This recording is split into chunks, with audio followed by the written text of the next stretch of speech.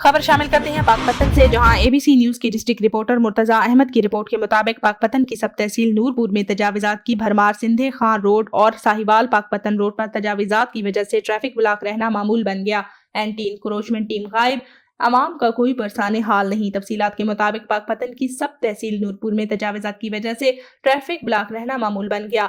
Ambulance भी traffic में फंसी रहती है। रोजाना अक्सर औकात ट्रैफिक बंद रहती है, लेकिन रेडी वालों और तजाविजात करने वालों के खिलाफ किसी ने आज तक कोई कार्रवाई नहीं की, बल्कि एंटी इंक्रोचमेंट का इंस्पेक्टर सबको पहले इतला देकर साइट पर कर देता है और बाद में खाली फोटो सेशन करके आला अफसरान को बेवकूफ बनाता है। नूरपुर के सिंधे खान रोड और साहिवाल पाकपतन रोड पर ट्रैफिक ब्लॉक होना और तजाविजात का होना जिला इंतजामिया के लिए सवालिया निशान है।